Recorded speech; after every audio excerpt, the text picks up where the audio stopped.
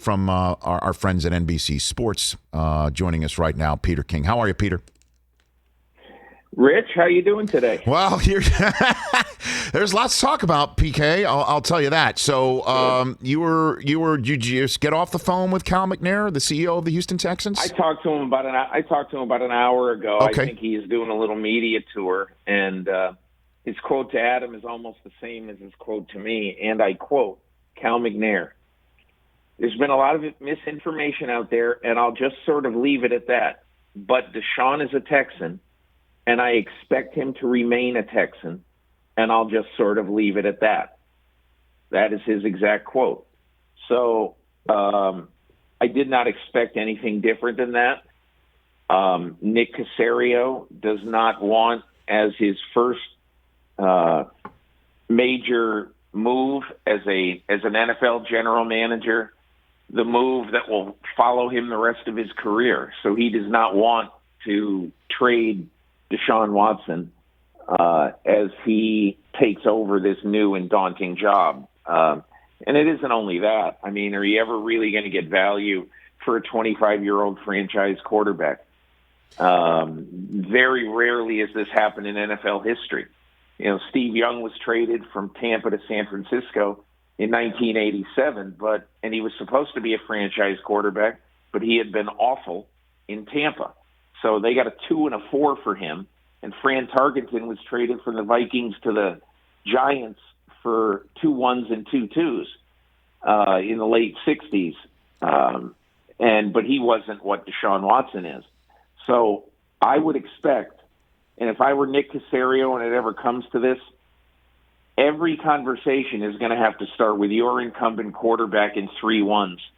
And that's where it's going to start. My belief that if I were general manager, I wouldn't trade him without getting 4 1s and a quarterback in return. Then again, though, Peter, things might be out of your control. Do you think Nick Caserio would have wanted J.J. Watt to be allowed to walk out of the building for nothing? Of course no, not. But that's a totally different story. It's J.J. Watt has been one of the most legendary athletes of this century because of everything he's done in raising $41 million for Houston to combat the hurricane 5 years ago. He's played 10 years, and you could argue this is a guy who has missed 32 games in the last 5 years. Yeah, you're going to get something for him, but I doubt in his age 32 season that you're going to get. I would be almost certain you wouldn't get a 1 for him, but you could have definitely gotten something. But I totally, absolutely, unequivocally support what the Texans did. I see everybody on Twitter who does not put the human element in this at all. J.J. Watt asked to be released. He asked to be released. So what are you going to do, play hardball and get the 73rd pick in the draft back and get J.J. Watt, the best player in your franchise history, to hate you forever because you traded him to a place that he didn't want to go? It's silly. At some point, the human element has to come in. No, and I understand that, Peter. I'm as attuned to the human element as anybody else, and J.J. Watt has earned it. But the Texans are in a situation where their star quarterback needs to either A, be gotten out of Dodge, or B, made to understand that there's a new regime and they're going to try and win football games and that they need him to do that, and they need to smooth whatever needs to be smoothed over to avoid that holdout situation and to show J.J. Watt the door for nothing in return when they could have basically told J.J. maybe, again, this is fanciful potentially, hold on a second, where do you want to go? And then you call up that team and say, we just need, you can get him right now for a 5, and I know you think we can release him, but he's given us another spot where he wants to go. And, at least see if there's something there, right, Peter? I mean, so you can at least tell Deshaun, we Rich, got something. But how would J.J. Watt know right now where he wants to go? I mean, he doesn't know. I mean, I'm sure he would want to go to Pittsburgh, let's say, to play with his brother. I don't even know that. I'm sure he'd want to go to Green Bay. Sure. But again, again, this is about, you're talking about a 4 or 5 to hold J.J. Watt hostage, basically. Well, no. After everything he's done for your organization, in my opinion, whatever you would have gotten in return would have been blood money.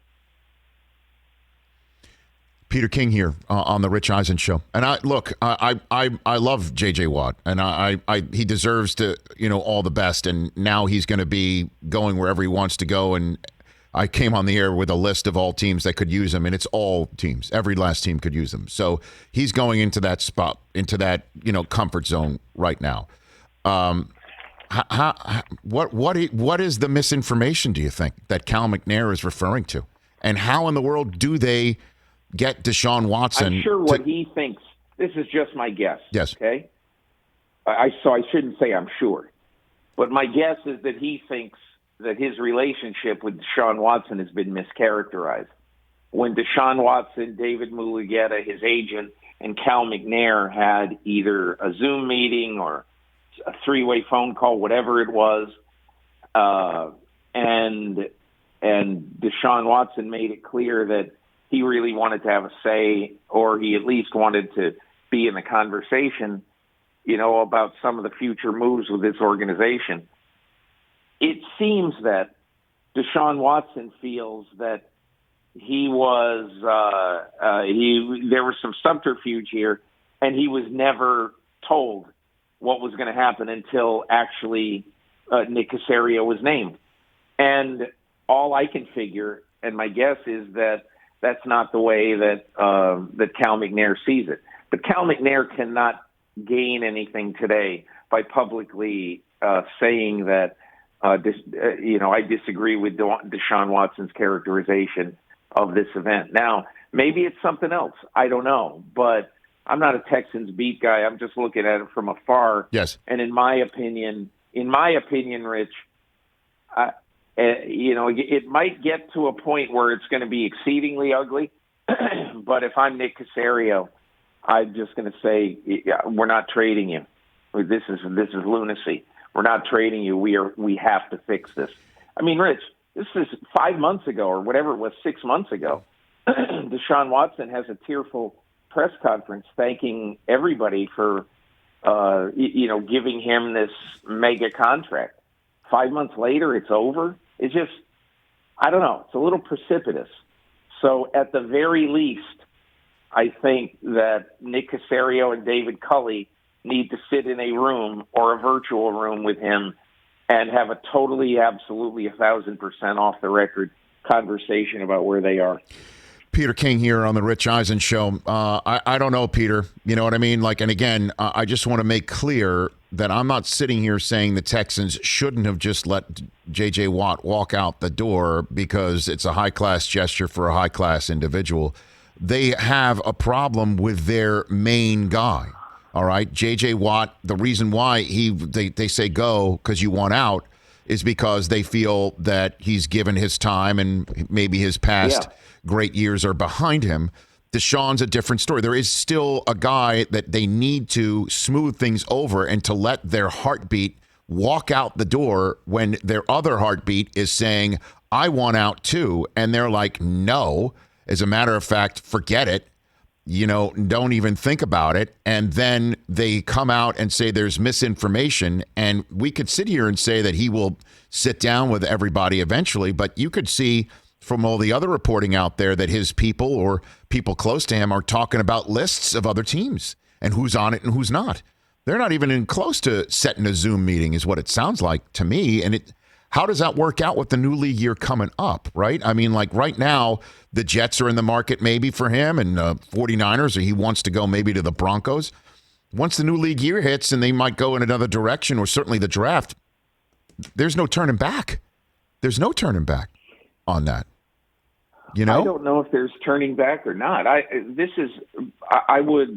Here's the point I would make about releasing J.J. Watt versus allowing or trading Deshaun Watson. Okay, when J.J. Watt was 25 years old, that was in That was in his. I'm just looking it up right now because I want to be accurate. Sure. When he was 25 years old, that was in his age 25 season, in his fourth season in the NFL. He had 20 and a half sacks. He was Defensive Player of the Year for the second time. And so I'm just saying, if J.J. Watt had walked into his owner's office, house, wherever, in 2014 and said, I want to be released or I want to be traded, they would have said, take a hike. We're not doing it. This is a J.J. Watt who now, as I said, has missed 32 games in the last 5 years due to injury, who's coming off a 5-sack season in 16 games, and is not what J.J. Watt was when he was 25 years old. That is what the difference here is. Peter King here on the Rich Eisen Show. A few more minutes left with the NFL Insider from NBC Sports, our colleague here on NBC Sports on Peacock and more. There's no question Trevor Lawrence is first overall, right? Or we saw Urban just chit-chatting with, literally, he and Dabo looked like BFFs.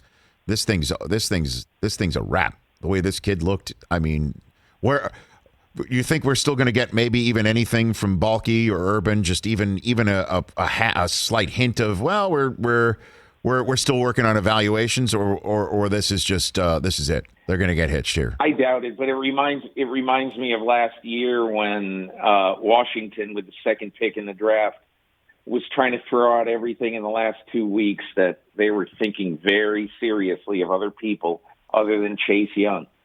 And it was a big story in the last 2 weeks before the draft. And sometimes it hurts to cover a sport so maniacally because you can talk yourself into anything. I would say this, unless, and it's absurd to think about it, but you never know, unless Russell Wilson or Deshaun Watson is traded to Jacksonville, for some package, including that pick that would bring Trevor Lawrence to one of the other teams, I'm not going to devote too much breath or headspace to thinking that Jacksonville might not take him. So what is worth the headspace on the quarterback carousel front then, Peter? Wentz seems to have cooled for the moment. Yeah. What else is cooled, Rich? I think, honestly, because Howie Roseman is doing what a smart general manager has to do. There's no rush to this. You don't have to make your decision for another 5 weeks until March 19th, third day of the league year. So you don't have to trade him now. Nobody's doing anything now. There's no off-season anything, and probably won't even be a regular off-season anyway. So Howie Roseman can just sit there and wait until either Chicago or Indianapolis ups its offer. I doubt it will be Indy, but that's just an absolute gut feeling. I don't think they're as desperate. Even though they really want Wentz, I don't think they're as desperate as Chicago's going to be. And why is that? That's a gut feeling too, Why is that? Because you think there's the draft as well sitting out there? That's a major piece of the puzzle. Because Ryan Pace and Matt Nagy have to win yesterday. and I don't think Chris Ballard and Frank Reich could have a 2-14 season, and Jimmy Irsay would say I wouldn't trade my two guys for anybody. That's the difference. Is there any there with Jimmy G in San Francisco, Peter? It just why does that keep on being churned up?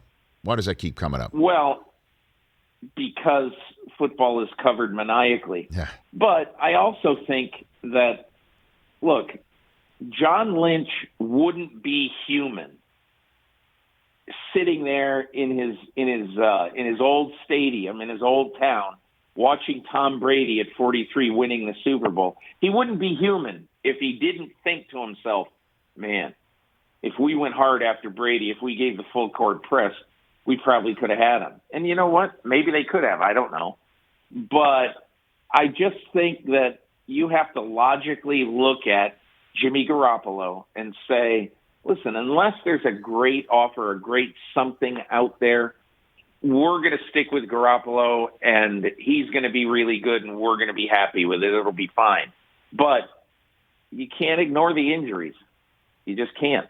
And so I think that if a golden opportunity came up, they'd think about it. But I kind of agree with you, Rich. I think Jimmy Garoppolo is going to be the quarterback of the Niners opening day. Last one for you, Peter. You're the perfect guy to ask because you're a selector for the Pro Football Hall of Fame. And, you and I connected as you were going through the selection process a good couple of weeks before the Super Bowl weekend when it normally goes down. And I was wondering why that was the case. And now I think we have subsequently found out the answer.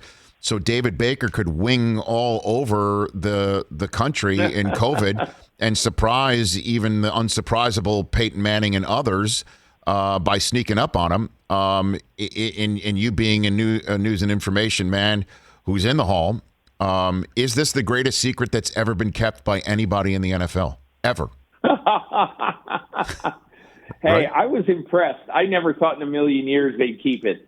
And I had found out a couple of things along the way, but, it's not my place to spoil anybody's party. But I think it was a good thing. I mean, look, you want to have some suspense about the Hall of Fame. It's kind of cool. The one thing, Rich, I'll say that was really interesting. Yes. So I tune into NFL Honors that night. I'm sitting, it was a real exciting Super Bowl week, man. I go out and get a pizza at about 5:30 or 6 o'clock. I'm with you. Go right back to your hotel. Downtown Tampa. Yep. And then I come back to my room, and I got my Pellegrino, and I'm just watching TV. Yep. That's it. But anyway. I'm with you. But I do think there was one surprise for me. I don't know. I guess I was a little naive. There was a pretty good movement this year for Clay Matthews. Not the Packer of a few years ago. His dad. And the guy who I think was the signature Brown of the 80s, early 90s, went on to, he was 40 years old. He led the Falcons in sacks in his second home. I think he was a really excellent football player for a long time. Played more games at linebacker than anybody in the 101-year history of the NFL.